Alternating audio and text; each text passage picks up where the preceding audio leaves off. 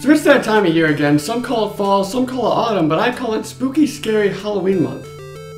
I don't really call it that. But October is known for Halloween instead of my birthday. And I'm totally okay with that.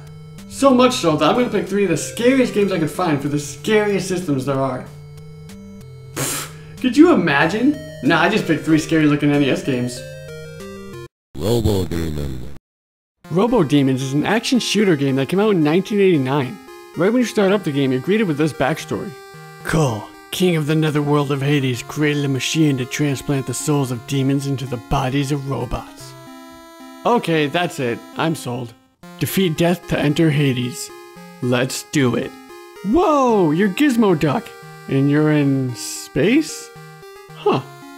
Death lives in space. Alright. You jetpack around the first level and shoot a boomerang to kill robot demons.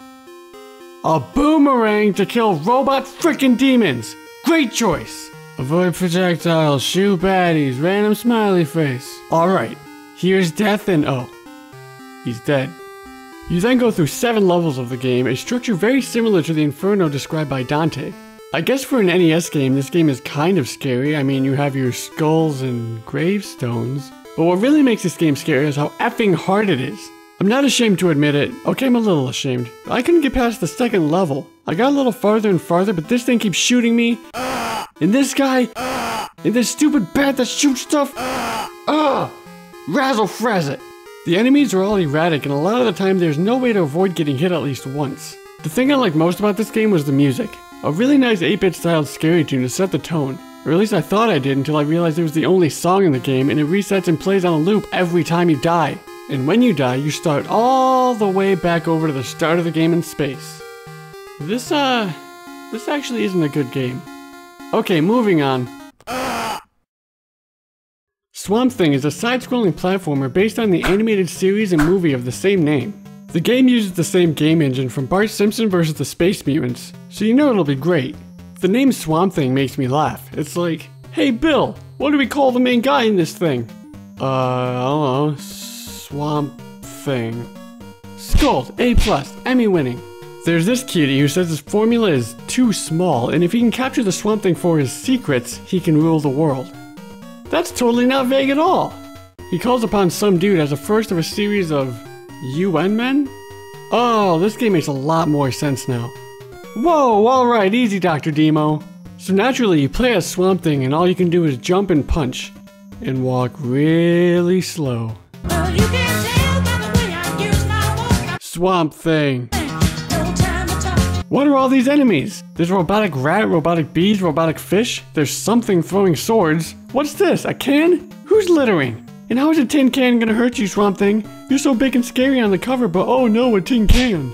If you kill an enemy, you collect whatever this is, although I never found out what they're used for. Or you can collect these sludge balls to throw at baddies. This game is seriously difficult as you have to trial and error your way through the levels. You can only take 4 hits and then you die and restart the level. If you die a few times, you get a game over, and that apparently means that this guy has you and will now take over the world. Somebody once told me the world is gonna roll me. I ain't the sharpest tool in the shed. Why are there so many cans?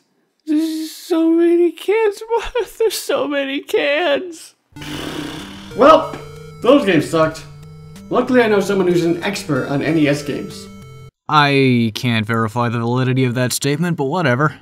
There was a very specific period in gaming history when games gained the ability to scare their players. Games like Sweet Home and Clock Tower were an extreme oddity in an otherwise relatively tame industry until Resident Evil and Silent Hill came out on the PlayStation, pretty much mandating that most every future game bent on scaring its players had to be rendered in 3D. Almost anything on the NES that tried to was generally just uncomfortable to look at, but there was one game in its library that took elements from different horror-themed media and actually made it work. That game is Castlevania, but it's not quite scary enough. How do we make it more terrifying? That's exactly what experienced ROM hacker RedRum asked himself in 2002. People in the ROM hacking circles usually refer to his other hacks opposing Bloodlines and Blood Moon as the superior games, but I rate Castlevania Skell's Revenge higher for one specific reason. You play as a skeleton. Spooky, scary skeleton. You ever wondered what it would be like if, after you get turned into a pile of bones and ghosts and goblins, you just sort of kept on going? This is pretty much exactly what that is in 6 levels of Castlevania. If that wasn't horrifying enough, the levels are also redesigned to be more difficult, and all the enemy sprites are given a creepy visual overhaul. It's a fresh coat of paint on a game most often considered one of the greatest on the NES. But I have to admit, the notion of playing a video game as a skeleton is just a tad humorous.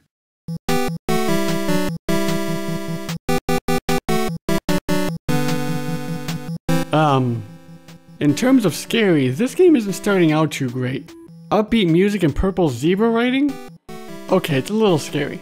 Uninvited is a game originally for the PC, but was later ported to the NES. It's a point-and-click adventure game which starts out with you, the player, in a car.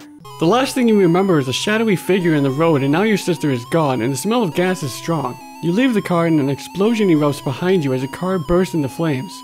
At least that will save you on the cost of a tow. Good one, game. The controls of this game are, well, how do I put this here? Bad. It's supposed to be on a PC with precise clicking, but using a D-pad to move a mouse has always been annoying. It took me a second to figure out what to do outside the house. Turns out you have to steal the mail because breaking the law is scary. The letter says there's something evil in the house and that the dude should wear the amulet to keep safe. The doors fly open, so naturally we waltz right in. What could go wrong?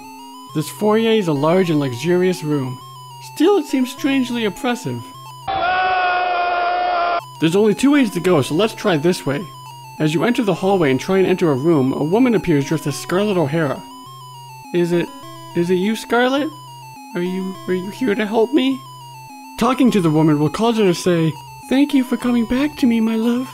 You will be mine forever." Aw yeah, HappyMaskGamer is no longer forever alone. Let's hit her.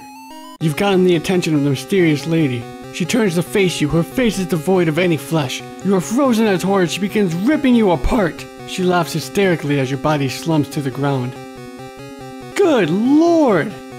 Let's go the other way. I made my way up to the staircase where I found an axe. Let's see anyone try and F with me now. I make my way upstairs to find myself in a room with a cell in it. Opening the door causes a psychopath to show up yelling something about there being no escape, but I'm like, yeah, whatever bro, I got the axe. Wait, what? I just starved to death? Just like that? Forget my sister, F this place, I'm walking home. Hey everybody, thanks so much for watching yet another one of my videos. I can't thank my friend West enough for being a part of this video, especially on such short notice, so please go check out some of his stuff. He's a really talented guy. If you want to watch more of my stuff, you can watch my last review of Clue Finders. I still have a headache from all that math. And finally, if you want to stay up to date on all my future videos, please subscribe, it would absolutely mean the world to me. Thanks so much for watching everybody, I'm HappyMaskGamer and I'll see you next time.